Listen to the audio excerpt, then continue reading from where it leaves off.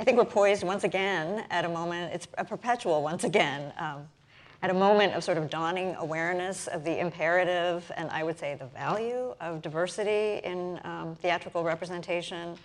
And I think, or at least I hope, that that's coupled with a growing understanding that diversity is nothing without kind of more substantive practices of actual inclusion. That is, it's not just the number of bodies on stage, although the number is important, but actually what those bodies do once they get up on stage and how they are allowed to speak and act.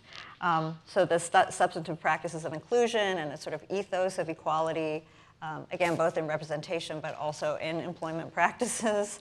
So with respect to the question of representation, either numerical or substantive, I guess for both of you, what do you think are the biggest challenges facing American theater right now?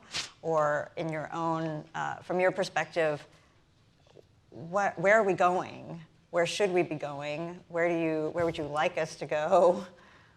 And yeah, what's happening? You go first this time.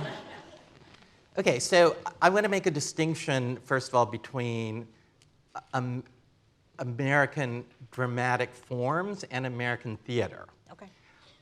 Because I would say that in general, the thing that feels paradigm shifting to me in American entertainment right now is the increasing notion that diversity, inclusion, a wide range of bodies and a wide range of stories is a good business model.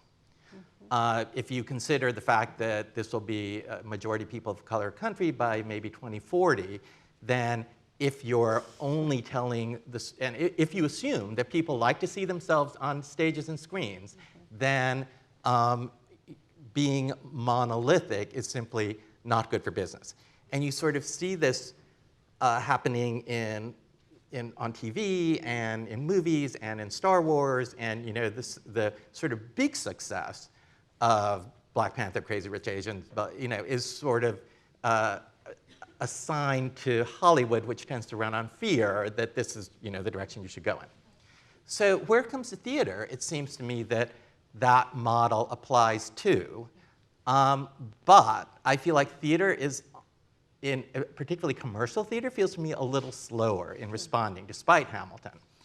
And if you look at those, why do you think that is? Well, and if you look at those APAC figures, yeah, it's like 2 or 3% Asian. But if you just look at minorities in general, people of color in general, it's like averaged about 20 to 25% people of color over the past, 10 to 12 years.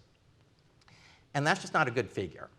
And my theory is that theater realizes intellectually that it needs to diversify. But because the audience is older, whiter, and wealthier, the need doesn't feel as immediate. So it still seems a little more like a worthy goal than a necessary means for the field to survive. That's my personal theory. Yeah.